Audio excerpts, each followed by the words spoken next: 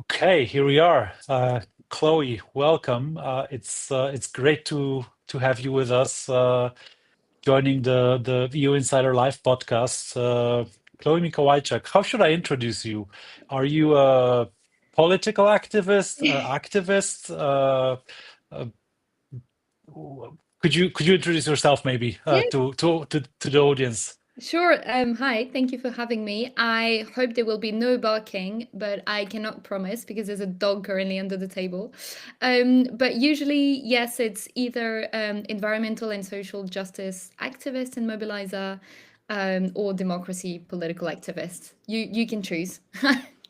It's not a common thing to see someone who is so active on social media, on Instagram, LinkedIn, who is a representative of your generation, the younger part of the European community, and gets a really impressive following talking about politics. How is that? How do you make this you know quite boring topic interesting for your followers? I'm really curious.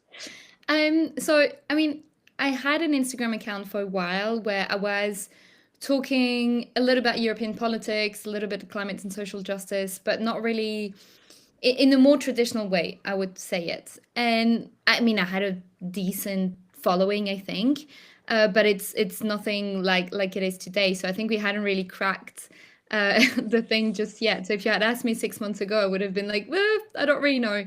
But basically, there was this idea in my mind because I've been working in different NGOs, environmental NGOs for a while.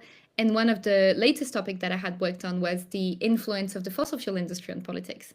And so it had been in my mind for a while. I was like, I would really like to do something on lobbying because I feel like there's this sort of vision or belief that people have about lobbying, and how cool would it be to actually put the spotlight on these organizations that nobody know but that have an incredible amount of power here in Brussels. And so we started with the concept, not really knowing where it would lead. And then turns out people were really interested in it. So I think if I had to try to identify what works, I think it's definitely the fact that it's sarcastic. You know, we're using humor to talk about this. We're keeping it simple and fact based. So you know, there's numbers, there's concrete examples, and I think we're doing something that people want, which is, you know, trying to expose the people or the organizations that they feel have an impact on their daily lives but don't really know how to. So we're sort of lifting the curtain, I think, of that thing that people fantasize about, which is lobbying, you know, and how it's impacting their lives. And we're trying to show them exactly how it works. So I'd say these are the sort of three ingredients. You mentioned a number of quite influential organizations in your content already. Have any of them responded? Did you get any feedback or requests to correct something, or maybe an invitation to just chat from any of them? Yeah, so no request to correct. So I think that shows that we're pretty fact based, and basically the numbers that we use, especially on the spendings, are the ones that these organizations actually report themselves in the transparency register. We did get actually some reactions from some of the directors of CEOs of these organizations. Very good, very polite. Like a few of them have suggested that we go for coffee, which we have not done yet. Who knows? But yeah, basically that's all there was so far. But we do know from people that it has been discussed internally, and that yeah, some of them weren't too happy about being highlighted. I mean, I'm sure they don't bite, but you clearly don't like what they're doing. And at least that's the message I get from your content. Do you think that lobbying is bad per se, or what are you trying to achieve as what is the outcome that you hope to get from this campaign that you're doing? Yeah, I think it's twofold, you know. It's really showing people the impacts that these organizations that a lot of the time they've never heard of. Sometimes I give presentation about European politics to, students or people that are interested.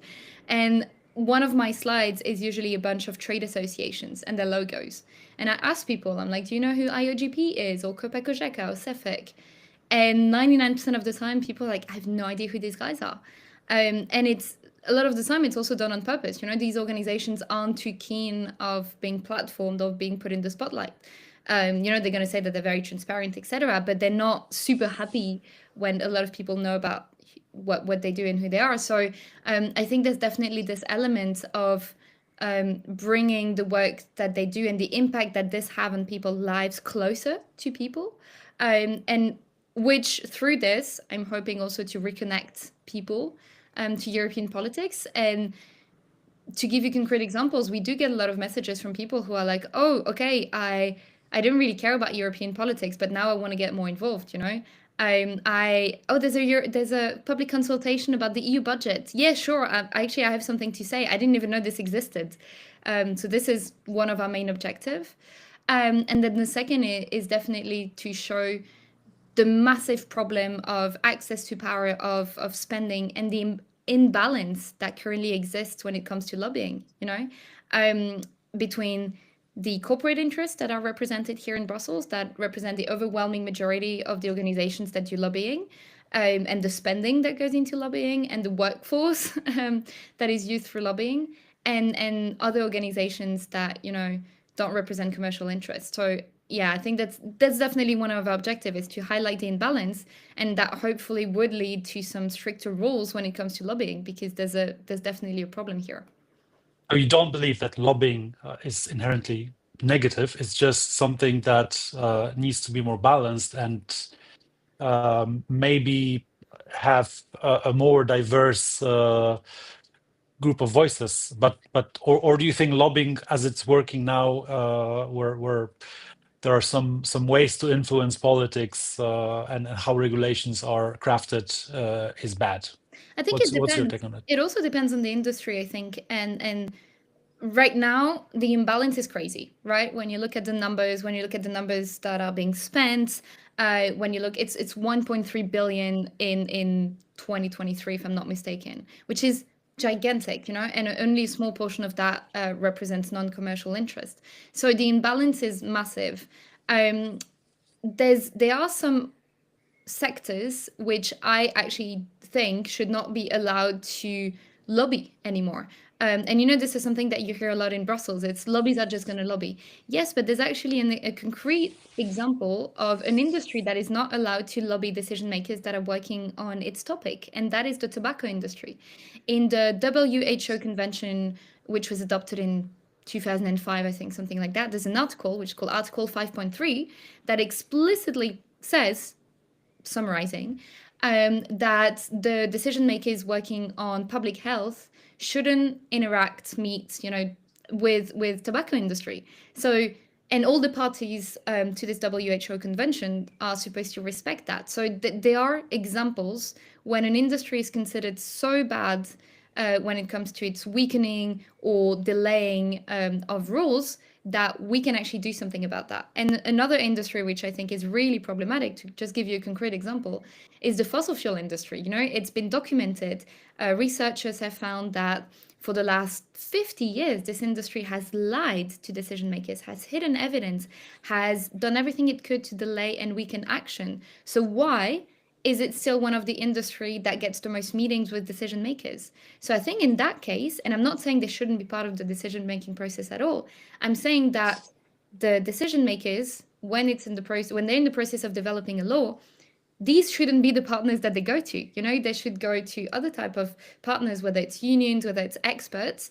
And when it comes down to the implementation of these regulations, yeah, sure, have public hearings with fossil fuel companies to tell them how they're supposed to implement those rules, and make it public. That is the main problem. So for some industries, I do believe that lobbying should be prevented and shouldn't exist. With other industries, I think it's really a matter of balance in access to power, in the amount that is spent, and in the resulting massive influence that they have on decision making. And we're seeing it at the moment with the massive deregulation wave that we're seeing in Brussels.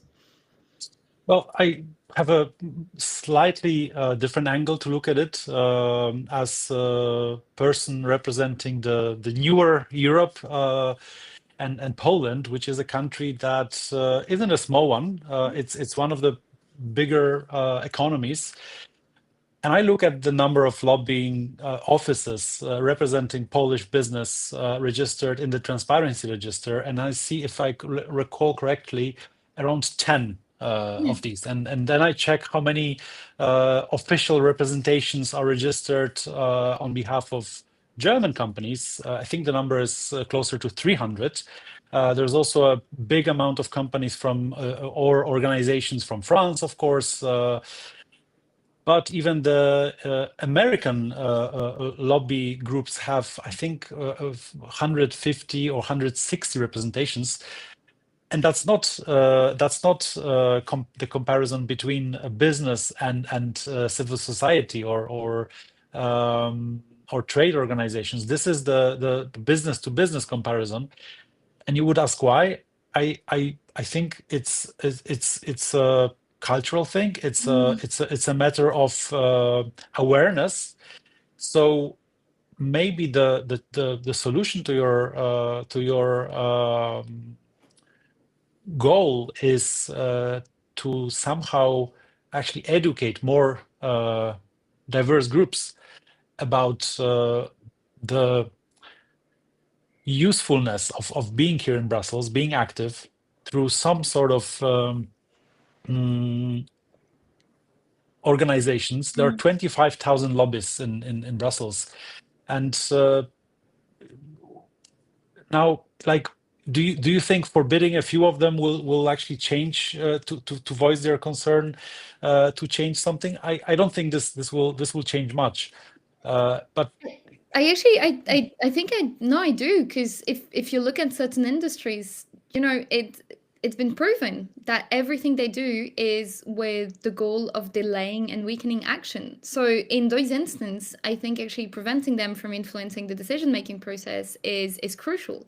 And it comes down to, public interest. It really is about public interest. We're living in I know this is not really something that's really discussed anymore that much in Brussels, but we're living in a climate emergency, and it's getting worse and worse every day. So when you have companies whose sole purpose is to keep selling fossil fuels for as long as possible, and they're doing everything they can to ensure that decision makers are on board with that, that is vastly problematic. Similarly, when you've got industries that are basically trying to get as much public subsidies as possible without really transitioning. Some of them, sure, they do need public support to transition. That is a fact. But you do have industries and you do have specific companies that are raking in millions and millions of public funding without any conditionalities when it comes to jobs or when it comes to their environmental impact. So these industries are problematic. And the problem is often these industries and these specific companies that I'm thinking of, they actually have this advantaged amount of power on decision makers here in Brussels.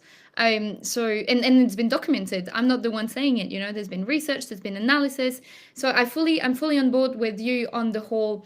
Let's get more people on board with EU decision making. And I think the first group that should be more involved is actually citizens. There's a massive gap between the involvement of citizens at the EU decision-making process and the policies that are eventually adopted. And there's a million reasons for that. We could talk about this for hours.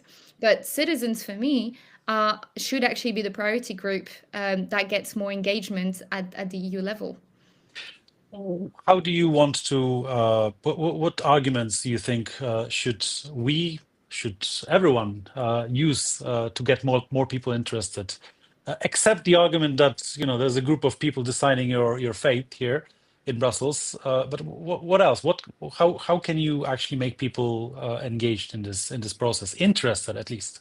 Yeah, I think that's the $1 million question. If there was one silver bullet answer, I hope we would have implemented it already. I think it comes down to a lot to the responsibility of the media as well. So, like, traditional media that still have definitely a huge impact. And sadly, in Brussels, you tend to get, one correspondent for one national media that has to cover every EU topic from defense to agriculture to environment. So, a lot of the time, they can't cover it all. And at the national level, a lot of the time, these media don't have a huge appetite for European issues. So, I think this would need to change for sure.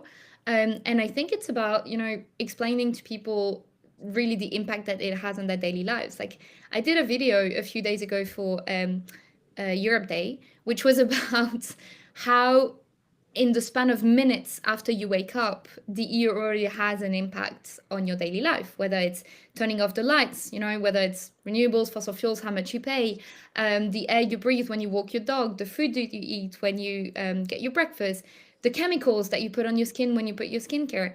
All of these are impacted one way or another by the EU level. So I think there's a huge educational work that needs to happen on the impact that the EU has on people's lives. And this should happen via influencers, via the traditional media, via businesses, via so many actors that need to do that. And then I mean, that's not going to surprise a lot of people, but I don't think the EU has done such a great work at engaging European citizens. So from an educational perspective, I think there's definitely room for improvement. And then I think the MEPs also have a huge responsibility. They're elected by European citizens, but then most of them actually do a terrible job at bringing back the EU in their home country. They're more concerned about national politics or politics in Brussels than actually going back to the national country and say, this is what's happening at the European level, this is how it's going to impact you as citizens, and this is what you can do. So I think MEPs actually have a big responsibility as well. It's funny how this all comes down to the citizens, because if you would go to any lobby group meeting with a lawmaker, the discussion there is always somehow directed to showing, either in form of documents, research examples, or some colorful infographics, how this legislation will impact the voters. Yeah. Because that's the only thing that politicians care about. They should care only about that in the end. But that's the funny thing is that it all comes down to using the voters as an argument here, and they indeed they don't follow it. Do you have any specific examples of activism where activism like yours or the groups you are involved in actually help change something for the better? Yeah, I mean, there's been several campaigns over the last few years. I'm thinking of the one on deep sea mining, for instance, that led to a resolution and led to pressure being put on certain countries that wanted to exploit the deep sea before there was any international agreement on it. Another very concrete example, I think, is the nature restoration law. When there were NGOs, traditional NGOs that were doing really big work on that, and then scientists mobilized. Like, I don't know if you've seen this on another topic, but I hadn't. 6,000 scientists actually wrote a letter all together to say this is urgent, this needs to be adopted. Businesses actually spoke out in favor of the nature restoration law as well. And then youth activists, we went to Strasbourg the day before the vote, and we met some MEPs and we did some media work, which all of this together, there were different tools in the toolbox, and all of this together is definitely what helped this law pass the finish line. So this is a very concrete example of campaigning in the broader sense, which included a bunch of different actors with a bunch of different tactics, but ultimately that they all had the same goal. And you see that all of these tactics were needed because ultimately the nature restoration law was adopted by 36 votes, which is very, very narrow. So every vote counts. So yeah, I think this is a very concrete example. I think also the problem with the EU decision making is twofold as well, is that often it's very technical. So there's a huge work to be done in translating it to making it accessible for people. And it takes so long. Just to give you the example of the nature restoration law, the amount of time that we communicated to people, whether it was groups that we were working with or audiences on social media and communities, we were like, we won this vote, and then of course it went to the council. We lost this one, but we can still win the next one. And people were so confused. They're like, we thought we won or we thought we lost. It's like, and so this is why actually I did a video about the whole EU decision making process to try to explain it, because people, many people actually don't know the difference between the council and the commission. So to understand the EU decision making process and the back and forth, especially during trilogues, is very complicated to explain to people. And I think that's also why there's this disconnect between the process and a lot of citizens. So yeah, explaining the process and engaging people at the different stages and keeping them engaged is very difficult, but it's absolutely essential to ensure their participation. And also, politicians rarely speak about losing anything. They rather either announce wins or just don't comment on anything. Yeah. But when you connect with other activists, do you think that within the community of European activists, there is already something like a European community, or is the activism still happening on national level? I'm also referring to the language barriers. I'm just trying to understand how much European spirit there is, and how much the activism is still a local national thing. I think it's there's definitely a space that's growing and an interest that's growing for European issues. We talk with activists in different countries on a regular basis, and we engage them on campaigns in a regular basis. And you saw it with the nature restoration law, for instance. There were activists from, I think, 8 or 9 different countries that all came together in Strasbourg to try to influence the outcome of the vote. So there's definitely an interest. Sorry, give me a second. My dog is making some noise. Sorry, No problem. the joys of having dogs. Yeah, there's definitely interest, and right now, one of the things that we're also working on is basically to bring those European issues and the EU decision-making process to groups at the national level in a more regular and structured way, because there's interest. But going back to what I was mentioning before, a lot of the time there's no deep inside knowledge on how the processes work, and also there's no time. If you're already dealing with, I don't know, the German government situation or the Polish presidential elections, you don't necessarily have time to also follow the EU level. And so that's why we've developed an expertise at this level, is also to be able to bring that back to the group, which then themselves translate that in the national language to the national audience. I don't have the the term is not capacity, but I don't have the role necessarily to go to Polish people and to tell them about what's happening in Brussels, because why would they trust me? I don't speak the language. I haven't spoken to them before. You have a Polish sounding name, so I do. in your case that could actually work. But sadly, I don't speak Polish. But someone, a group that they've been involved with, or that they've trust, or that they've seen before at the Polish level, they might tend to trust and engage more with those type of groups. So it's one of the more important challenges, if I get it right, that you have to, well, you can do some of the activism and campaign content in English, like your Instagram is in English, but there's a number of people and communities you will not reach because the content needs to be translated to. Yeah. And that's the challenging part of being an European activist. And is there any advice for maybe less powerful organizations in Brussels that try to reach out to a broader audience? How to address that? Have you figured that out? How to maybe there are some languages that are more.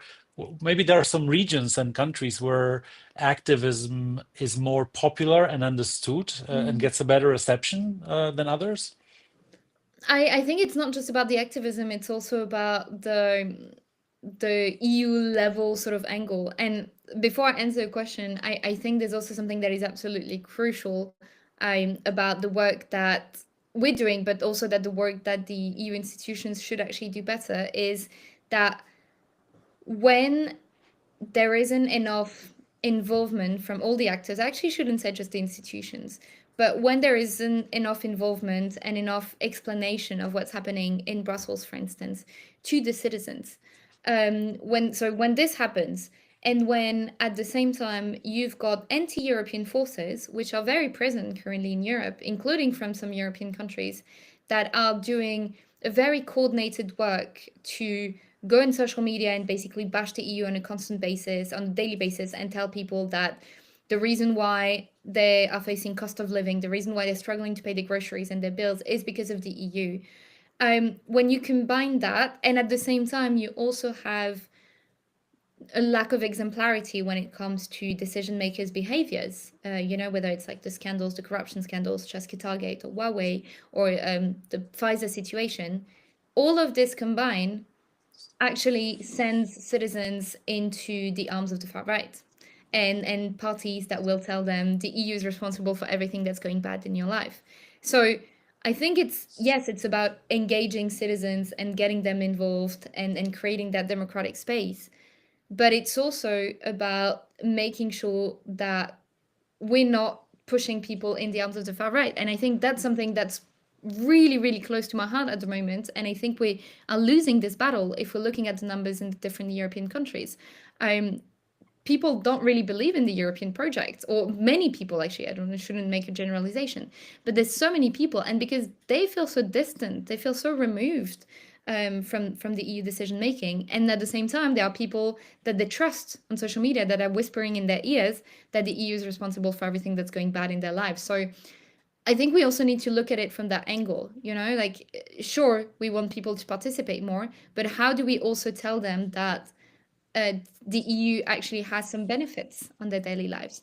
Yeah, sorry, I got a No, bit no. sidetracked on this, but I think it's super important. I think anyone in Brussels who has internet access will agree with you that we're losing the battle on disinformation as a community, as a political project, and the institutional part is here to blame in the first place. What would your advice be as a digital native? What does Europe need to be more efficient in this soft power battle? Do we need a hacker army, or is there anything else that Europe should do? I think we need regulation and we need support, right? So we actually need regulation on this information and we need it urgently. For me, that's one of the really priority that the EU should take a look at. When you've got armies of Russian boats that are saying that Macron was sniffing cocaine. Sorry, but it's just the latest example on his train to Ukraine. Or when you see that post the blackouts in Spain, where we still don't know what happened, and it might take months to know exactly what happens. There's already some accounts and some media that were like, oh, it's the net zero transition that's to blame. This is extremely detrimental because even if it's corrected after a while, it takes so much less time to actually spread a fake news than to correct it. And it stays in the minds of people. So I think we really need strong regulation to tackle fake news and tackle foreign influence as well, because there's definitely this element as well. And then I think we definitely need support for independent media. And media, not just in the traditional sense, in the sense of also content creators, for instance, that do that work of explaining the institution and explaining the decision-making process and making sure that these topics actually reach citizens. If there's no independent media, this is going to be more and more problematic, right? And so just to give you an example, in France, there's a huge concentration of the media in the hands of a few billionaires, which leads to a massive polarization and a constant bias in the way the news is reported. So I think the EU definitely has a role to play in ensuring that it supports independent media that talk about Europe as well. And one of the saddest thing I heard is when the US aid was cut off by Trump, obviously it affected different groups working on different topics, but it also affected, for instance, media that were holding off Russian propaganda in Eastern Europe, that were actually receiving direct funds from the US. And you can say all you want, and then we can have a discussion on whether that's the right sustainable business model for media. That's a very interesting topic. But the fact is, when these media go down because they don't have funding, then it's the open door for Russian propaganda.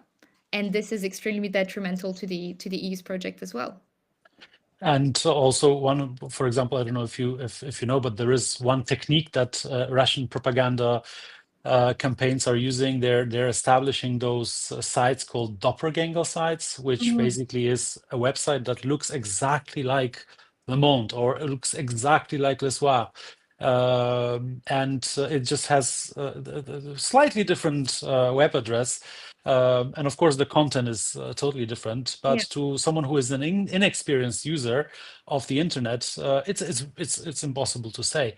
But uh, I'm curious because you referred to online, but you referred to traditional media owned by some of course powerful groups or people, but as far as I'm aware, the younger you look, the more news is taken from social media. Actually, Mhm. Gen Z goes to TikTok or Instagram, as far as I'm aware.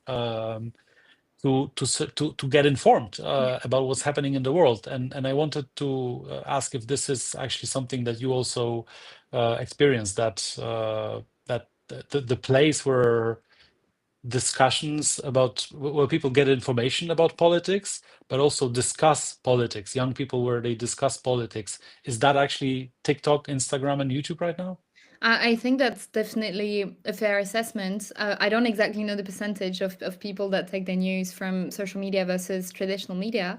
Um, what I can say is that I actually made content on this recently. I regularly say that I am not a media, and that I strongly encourage people to diversify their sources of information. I think that's probably one of the most important thing. And if people want to follow me for the content that I create, sure, why not? If you're interested, that's great. But I always tell them on a regular basis, I make content reminding them, I'm like, don't trust me as your only source of information, because first of all, I'm not a journalist. This is not my main activity, so I don't have time to do content on a regular basis if you want to inform yourself. And also, we should actually look at different sources of information. This is what builds our critical mind, and this is what makes us probably also less polarized. Because if we're constantly just taking our news from social media, we do know that social media builds these bubbles of confirmation, confirmation bias. And then the more you look at certain content, the more it's going to present certain content to you, and ultimately you're going to think that this is your reality. And this is the reality, sorry, because has become your online reality. So I really strongly encourage everyone, and including the people that follow me, to look at different sources of information. And that can be, that if there's three content creators that you trust, great, but also try to read or listen to podcasts that are made from more traditional media, that whose job it is to actually do the fact checking and do the research and do the investigations. Balance your sources of information so that you're not putting all of your eggs in the same basket, because this is really problematic. But still, you being this, content creator who maybe once you may be objective, once you may be a bit more biased, and absolutely agree that it's up to the viewer to do their own assessment of anything they see online. But still, you get sometimes, hundreds of comments on videos about lobbying, which to some may be actually surprising that the topic can be so interesting for a digital social media audience. What do people say in those comments? Like, if you get one video, I think got 700 comments or something like that, or even more. Correct me if I'm wrong. So it's really, it's a you established a debate platform about lobbying, and I'm curious to learn what do people say when they Um, discuss your yeah, videos. there's various types of comments. There's a little bit of everything. There's people that are very angry, um, that are saying, lobbying shouldn't exist, and then there's debates on whether it should exist, and if so, in what forum, whether it's corruption, whether it's not corruption. Yeah, there's a lot of different opinions on that. I definitely think it shows that it's an interesting topic to people. And once again, coming to what we were saying in the beginning, I think it's because it sort of lifts a curtain on something that people know exists but don't really know what it looks like. And I think for me, it was really important also to produce content on the other types of lobbying, right? To sort of balance it out, because the first 7 videos that I had made were focused on trade associations or public affairs firms, and it was really important to me to do a video which was on those other actors that exist, and mention really that unbalance in access to power and in impact, right?